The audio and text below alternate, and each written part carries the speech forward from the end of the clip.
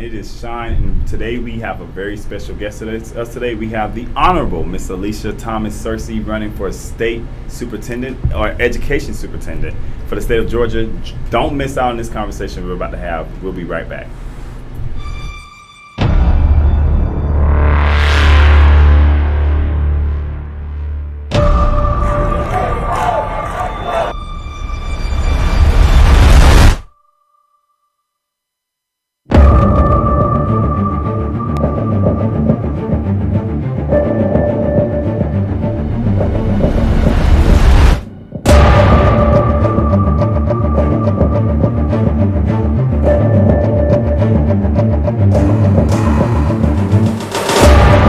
People are dying because they're waiting on us. What are you going to do?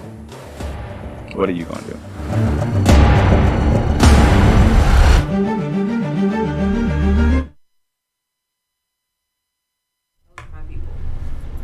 Everyone, we are back, as I mentioned, with the Honorable Mrs. Yes.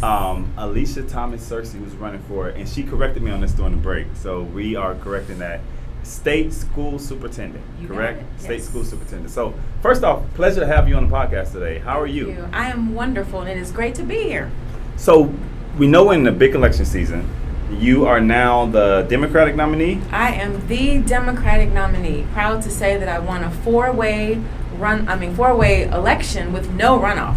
No runoff? No runoff. Literally. And now you are getting ready to go into the November election where you do have an opponent, yes. Right? So, let's just talk about who Alicia is, who you are, where you come from, and what has gotten you to this point now. So you're not new to politics, for those who don't understand. You're not new to politics. So tell us a little about who you are. Sure. So I was raised in South Florida, like you. Woo-woo. 305. Came to Atlanta to attend Spelman College, graduated in 2000. And from the time I was in high school all the way through college, I was an active member of the NAACP. So I've been doing this leadership thing since high school, doing a lot of voter empowerment work. It's how I know Reverend McDonald, did a lot of marches with Dr. Lowry and labor unions and all of that stuff. And when I moved to Cobb County, after graduating from Spelman, I naturally got involved in the community and decided to run for state representative because at the time, in Cobb County, this was in 2002, which feels like a very long time ago now, but there were no black people or people of color, period, in the legislature from Cobb County. Oh, wow. We never had one. There was only two black elected officials in the entire county. One was a city councilman who's now the mayor of Powder Springs, Al Thurman, and the other was Bridget Campbell, who's a judge appointed by Roy Barnes. That was it in the entire county. So when I ran for state representative in 2002, people thought I was absolutely crazy, except for many of the people that I just named.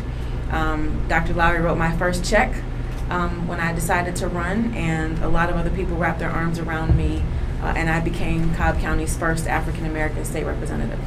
So one of the things that I love, and starting here, we know that we just got our accreditation back, because I'm an HBCU graduate as well. We just got our accreditation back for one of our greats in the state of Georgia. Yes. The great Morris Brown. Yes. Why is it so important for people who don't understand this? Why is it so important that we have HBCUs in our states? So when I think about my public education experience, K through 12, all in public education, I learned a lot of incredible things growing up in South Florida, right? Academically in particular. And all of those things prepared me for my educational experience at Spelman. But what Spelman prepared me for was life. Right. How to navigate life as a smart, talented, well-equipped black woman in America, right? So there I developed this sense of confidence and awareness of who I am as a black woman, understanding my history, understanding the legacy, right? The shoulders on which I stand. And having HBCUs does that for black people. It's home. It's a place where you can get nurtured and held accountable and pushed hard at the same time. Right. It's where you can be surrounded by black excellence. And where you really understand that being black means a lot of things, right? We're not a monolithic people. Whether you grew up in the hood or in the suburbs, wherever you grew up, being black means a lot of things. It absolutely means excellence. And so for me, the HBCU experience really shaped who I am as a human being, as a woman, as a black woman, and it gave me the confidence I needed to take on the world. I ran for office at 22 years old, right? Some of that came from being a Spelman woman and just believing that we can do anything we put our minds to. And so I believe that's the essence of what it means to attend an HBCU and why they're so important to our educational experience. So one of the things that we see throughout, depending on what side of the aisle you stand on, first off, let me say that, is that we see that the system of education is under attack from multiple standpoints, from a policy standpoint, but also, too, our children are no longer safe in school anymore, right? I had the privilege, we were talking about this during pre-recording or pre-broadcasting. I went to Uvalde a couple of weeks ago, and I got a chance to meet with the mayor, got a chance to see the school, and got a chance to really kind of see the impact. And you and I are probably close in age. We grew up in a generation where we were concerned about fire drills, or in South Florida, tornado drills was our big thing. Yeah. Now we have a whole generation of kids where the drills they're doing is, what do we do if an active shooter comes into the school? When you talk to people in Uvalde, just seeing some of the things that we've seen out publicly, but also hearing the stories of actual people who are living in the town, the impact of how the guy went around to the classrooms and the children were putting bodies on top of themselves and acting like they were dead, and one girl even testified to Congress about how she literally took her friend's blood, wiped it on herself, and acted like she was dead. In the mental aspect of what it takes for an 8-year-old child to have to go through that. What are some of the things that you plan on doing to help make sure that our children are actually safe in the schools in Georgia? And making sure that our teachers are well equipped to be able to handle some of the situations and the red flags that we are seeing with our young people nowadays that are doing these mass shootings. So you asked a very complex question, right, with a lot of different parts. And let me start by saying, as a mom, right, of 3 school-age children, as a parent, my husband and I are doing this together. This is, I think, the hardest thing that we have to deal with as parents. You feel like school is the one place I can send my children and they're going to be safe.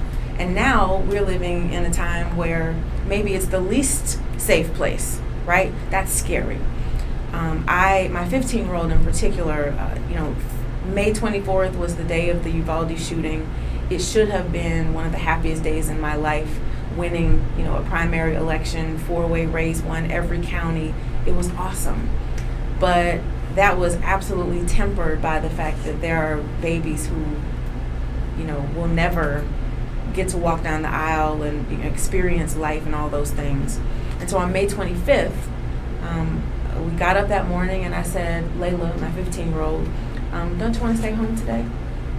Because I was feeling the pain that so many parents felt on May 25th, that you don't want to send your child to school because you just don't know what's going to happen. So Layla said, yeah, I'm going to school, I have a test. And so I didn't push, I let her go to school. So she comes home, my husband and I are in the kitchen, and I said, come, talk to us. How'd your day go? What are your friends saying? And she said, well, everybody's talking about the shooting. She said, but we all know nobody's going to do anything. And I could feel it now, it was like a gut punch. Because Layla is like so many other kids who don't believe that adults are going to do anything to protect them. And so she went on to say that as students, and I never knew my child thought about this, they still use books in her school. She's in Cobb County schools. So she said, well, what we do, Mom, is we just put all the hard books in the front of our book bags. So if there is a shooting, we have some level of protection. And again, my heart dropped. Because these are babies, and why are they thinking about how to protect themselves? That's our job. And so I immediately got to action. I'm not the state school superintendent yet, and God willing, I will be. But I'm not going to be in education, call myself an educator, call myself a leader, if you will, and my child thinks that adults aren't going to do anything.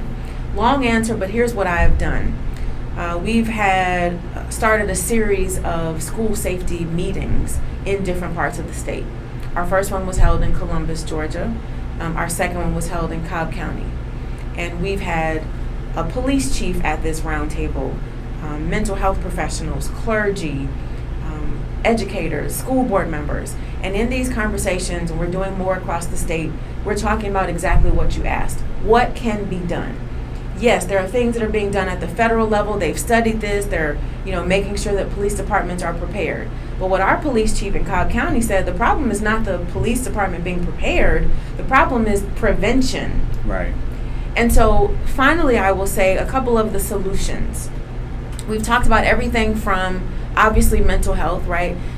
Something really simple, but just making sure that the adults in the building are asking kids, how are you doing? How are you feeling? Because if you're in a school with 1,000 kids, not every kid is going to be asked, how are you doing? Are you okay? Right? So it's checking on the kids and making sure they are okay. It is obviously ensuring that there are mental health resources available. We have millions of dollars that have been given to school districts across the country. 7% of CARES Act has been spent. CARES Act and ESSER funds have been spent as when we're talking about those funds, to these districts and states. And so funds can be used to, add more protection to buildings and all those other things. What I will tell you that is not a solution is arming teachers. That was something that was very clear. I certainly didn't support it either, but it happened in our conversation. The last thing that I will say, you can see I get a little fired up about this. We have a problem when it comes to the proliferation of guns. We've got to address that issue. My job as state school superintendent is to make sure that students feel safe, that we have the preventative measures in place, that we have those services in place, right?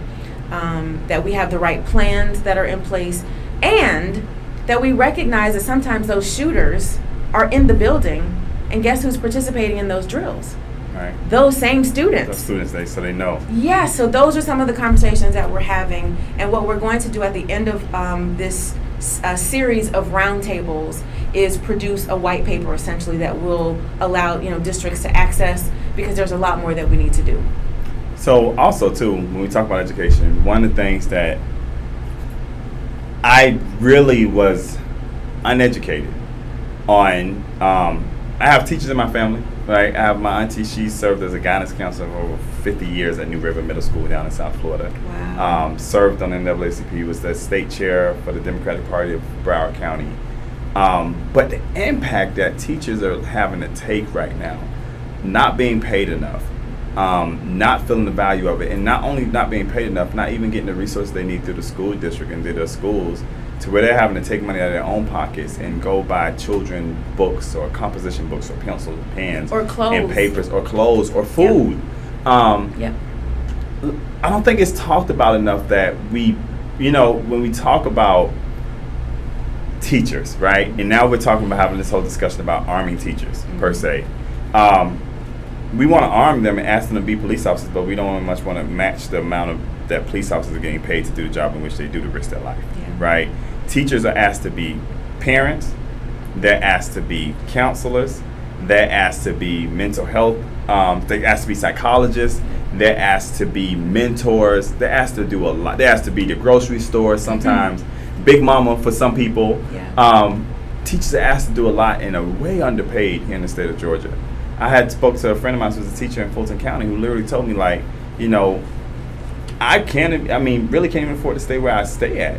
And most teachers have to have a second form of income, so we have to do other things outside of school because of the fact that we can't even afford to do it. What's your plan for helping those teachers out who say, hey, you know what, we've been complaining about this forever? In Alicia, will they have an advocate for teachers in the Department of Education here in the state of Georgia? Yes, it was almost as if you read my literature and read my mind. There are a few reasons that I'm running for state school superintendent, why after 8 years of being out of politics, I am back. And number one on my list, besides school safety and all that we just talked about, are teachers. I am frustrated and concerned about the morale of teachers. And it is for all the things that you outlined. I'm also a former superintendent. So I've run schools before, I've hired teachers, and the schools that I inherited in 2015, the very first thing that I did was sit down and have a whole bunch of town hall meetings and one-on-one sessions with teachers. A good superintendent, whether at the local level or the state level, listens first. Right. listen to what teachers are saying. Yes, we know that pay is an issue. We know that high stakes testing is an issue. We know that they don't have enough resources in their classroom. And it's not for a lack of resources at the local level or at the state level. It's just where we're prioritizing.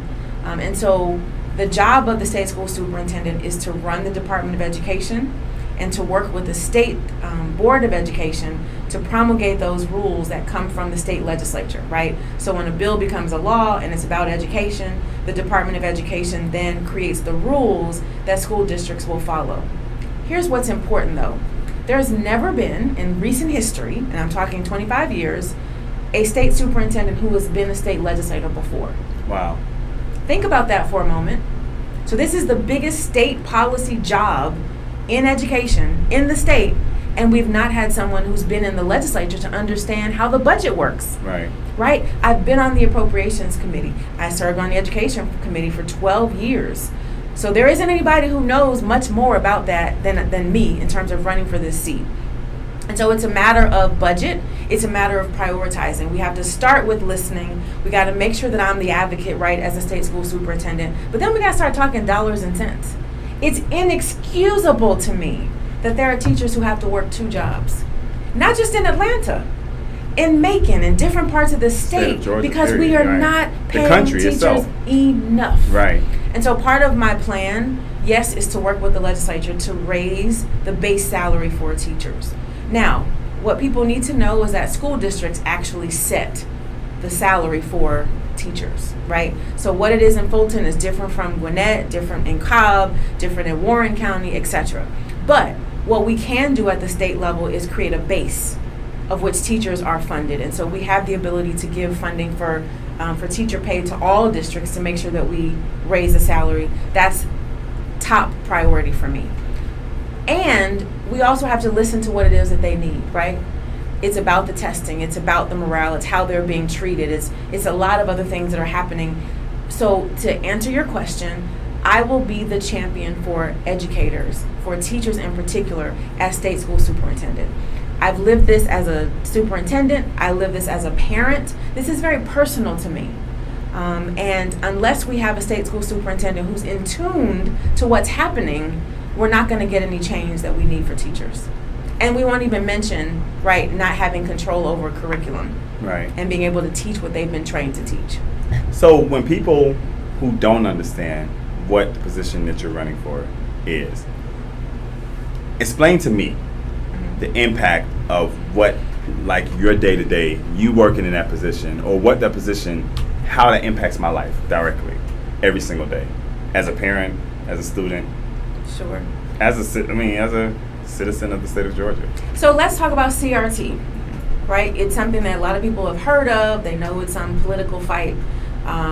Critical race theory is what CRT stands for, or culturally relevant teaching, depending on which circle you are in. And so there's a law that was just passed by the legislature, right? Let's talk through this process and why experience is so important. The bill passes through the legislature. The Department of Education is responsible for putting forth those rules. It's passed by the State Board of Education, and then it's passed through the state superintendent is then giving guidance to school districts. So how does this impact you as a parent, let's say? If you are concerned about what your child is teaching or what your child is being taught, this law now says you have the ability, which it has always been there, this, and then there's a parent's Bill of Rights or something like that it's called. But with those 2 things together, you have the ability to know what the curriculum is that's being taught in your child's classroom. Again, that has already been there, but we're going to put it in the new law, right, to make people feel better. So you have the ability to view what's happening. If you don't like what's being taught because you think it's racist or you think it's too sexual in nature or whatever your reason is, you have the ability to file a complaint. It goes through the process at the school, the district level, and there's an appellate process involved as well. So that's important in terms of how that impacts you. When you think about, again, teacher salary or the resources that are there, that has an impact on you. When you talk about school safety and what the resources are, right? What do districts have? There are school districts like in Muskogee County where they don't have school resource officers at all of their schools. They only have them at middle and high school. Uvalde was a what? Elementary school. Elementary school. And so what's the role of the state? It is to provide guidance to school districts, right? So that they can make good policy and good practices. It's creating an office of equity within the Department of Education. It's one of the things that I want to do. DeKalb County schools. All of us were frustrated when we saw on the news the dilapidated building that these students had to go viral in order for somebody to do something about. Now, the truth is the current state school superintendent was well aware of these issues. But now that he's running for re-election, now he cares. But did you know that there were 27 other schools that are in worse condition than those schools they're all still in DeKalb? And so as a parent, the state school superintendent needs to step in and ensure that every school district is spending their dollars in a way that focus on what's best for children. That they're in safe buildings. Again, going back to DeKalb, and I'm not picking on them, but these are facts. I met with a group of parents who had to raise money because they wanted their teachers to be able to lock their doors from the inside of their classroom. They couldn't get money from the district. And so after fighting and waiting and never getting those resources, the PTA raised the money for themselves. The power of parents being involved in deciding that they want to do what's best for their children. So the power of the state school superintendent and what will be my office is to be the biggest champion for students, for parents, for educators, and for people who care about why our public education system is so critical and must be in a good place to prepare our students for life. So one of the things that I find interesting is that when we talk about education, I don't think we talk about it enough from the perspective of the stress level for our kids, right? And what I mean by that is, like, I come from Florida. Back when I was in Florida, it was FCAT, FCAT, FCAT, FCAT. Was so that means you're younger than me because I didn't take the FCAT. You didn't take the FCAT? Mm-hmm. Then I have to be older than you because they don't have it anymore. I don't know. We'll figure it out later. But I'm a lot older than I look. But FCAT was like the big thing, right? Mm-hmm. And you may be, because there was a time where it was there, and then it got, like, I remember the last year that I probably took it, they had come up with a rule that they were going to add science, and if you failed it, like, you were staying back in school. Yeah. Like, it was the big thing. So people, the whole year, you really didn't focus on your academics. You focused on what do I need to know for the FCAT, because if I don't pass FCAT, I could be held back, even if I did good. And it was crazy because I used to run a summer camp, and we had a young man who literally failed the whole school year, passed the FCAT, and they moved him along from I think like 6th to 7th grade, right? But when he came to our summer camp, he did not even know how to spell his own name.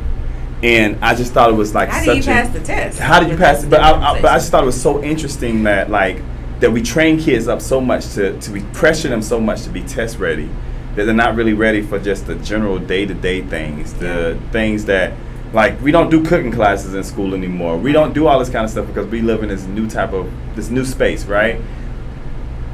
One of the things that we hear from youth nowadays is that they're stressed, right? There's so much pressure on them. There's so much with social media and everything like that.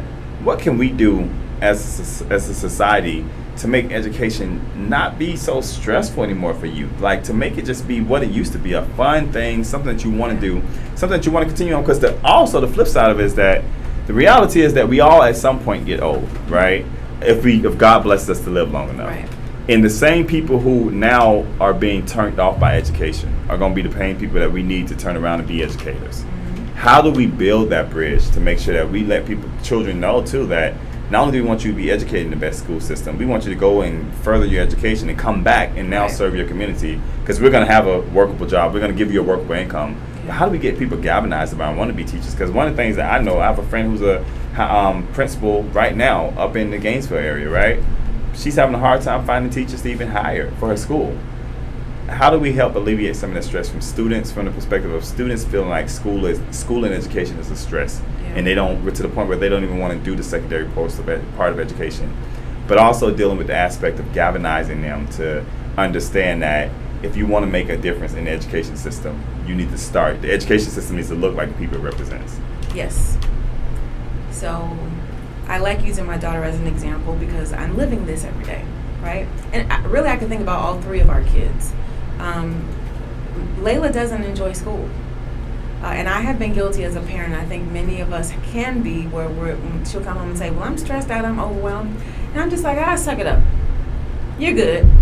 Because when I was in school, I was stressed out too. But they live in a different world today. They do, yeah. And I have come to learn that you have to really hear kids when they're talking, right? And frankly, we tried to talk when we were young, but our parents, weren't trying to hear that, right? This is a different day. And so as parents, we've got to listen to what kids are saying, understand why they feel stressed, acknowledge that there are a lot of other pressures that they are experiencing, right? Through social media and just the accessibility of information and all the other things that frankly we didn't have. So first it's listen. It's going back to the simple thing of asking a kid, how are you doing? And taking the time to actually hear what they're saying, looking them in the eye. I also talk about, though, that if you were to Google what a classroom looked like in the 1700s, it looks exactly the same it does in 2022 in way too many classrooms.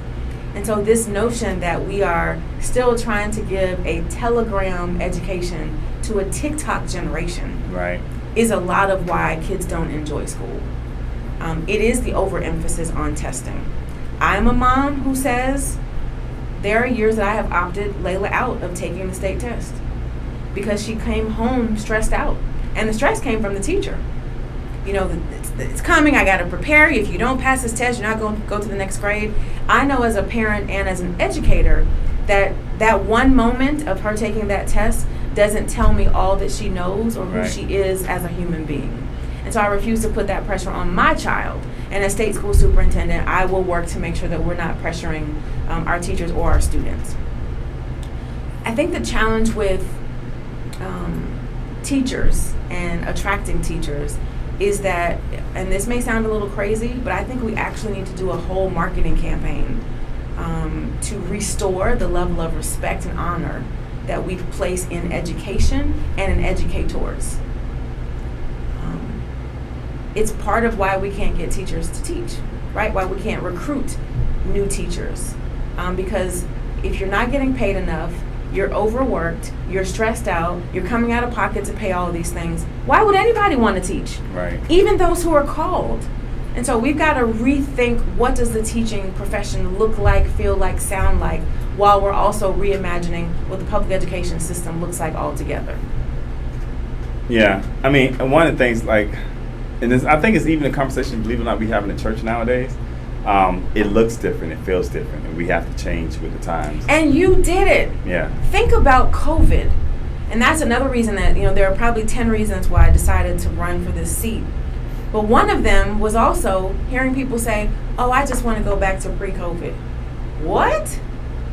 Pre-COVID, we had black and brown kids who were disproportionately being suspended and expelled. We had too many achievement gaps between black, brown, and white students. Too many achievement gaps between middle income and low income students. We had too many teachers then who were feeling burnt out. Why would we go back to a time where all of these challenges were there? Which is why we must have a state school superintendent, right, who has experience as a state legislator, as a superintendent, who's living this every day as a parent, who wants to do something about all of these issues that are affecting our public education system. So in the last minute, right? Oh no. I know, I feel like we've been here forever. But in the last minute, I'm sorry, I'll take that back. Rephrase that. It feel like we have been here for a very short time. I'm looking at the time, we've been here like 28 minutes. So, but I need more time, there's more to say. I want you in this last couple of minutes to kind of tell people why is it that you're the best candidate and you're the best person for the job? And where can they go to find out more information about you and what it is that you stand for? Sure. So I'm going to start with my website first. I'm going to talk directly to the people. Can I do that? Yeah, absolutely. I am Alicia Not Thomas me. Searcy. Sorry, there we go. Am I looking at the right one? Yeah, now Okay. you are. I'm Alicia Thomas Searcy, your candidate for state school superintendent. My website is searcyforsuperintendent.com. You can find us on Facebook, on Instagram, and on TikTok. Follow us. Get involved. We need you. Email us info@searcyforsuperintendent.com. info@searcyforsuperintendent.com. We would love to have more volunteers. I'm running for state school superintendent because we've got to have a champion for teachers, for parents, for our students. Someone who is compassionate, who operates with a sense of urgency. I'm a parent of 3 school-age children, and I'm living this every day like many of you.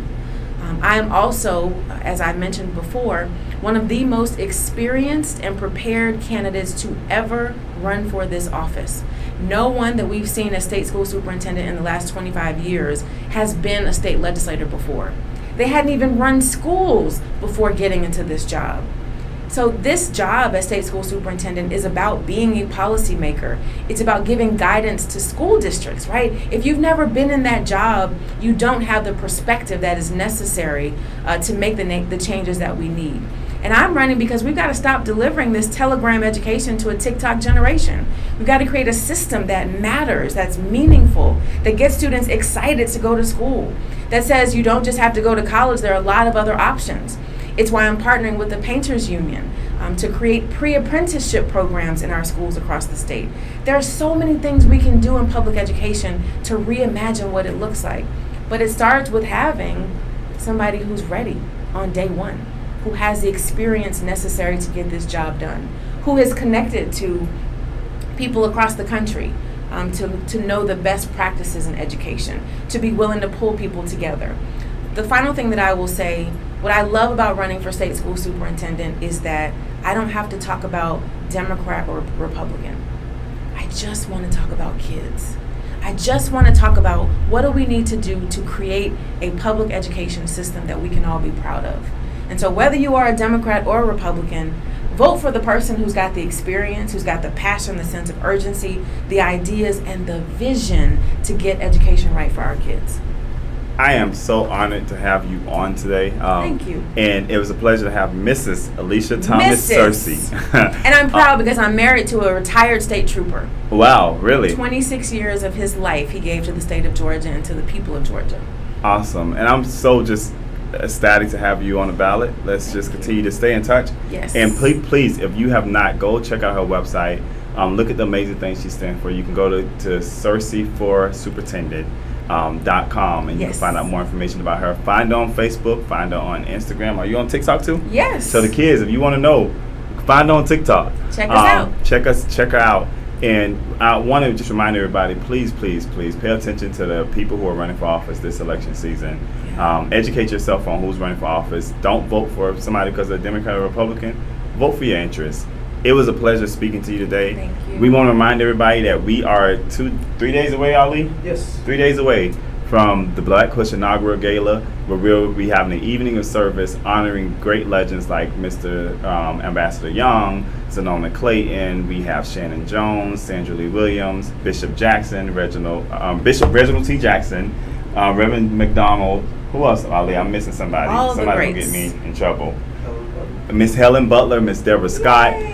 We have some great people that we're getting ready to honor this week. We have, our host will be Rodney Perry, comedian Rodney Perry himself, and we'll also have a special, two special guest artists, one coming in from New Jersey, Ty Stevens, and we also have our very own talented Avery Dixon from Atlanta, who will be going on to America's Got Talent at the end of this month, where he just got the Golden Buzzer a few weeks ago. So if you don't have tickets, please go to www.blackpush.org. Now call our office here at 678-823-7638.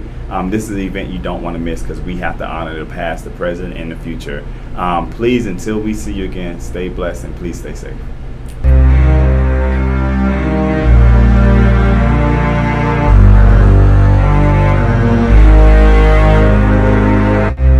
We have stepped into the baptism of this movement. Yes. And we are saying, here we are. Here we are. Here we are. You need feet, here are our feet. You need arms, here are our arms. You need a mouth to speak truth to power. Here is our mouth. Yes. You need a heart that loves justice, that loves righteousness, that loves mercy, and that hates evil and injustice. Here are our hearts. Now, Lord God, from this very moment, do a work that transforms us. Let us not rest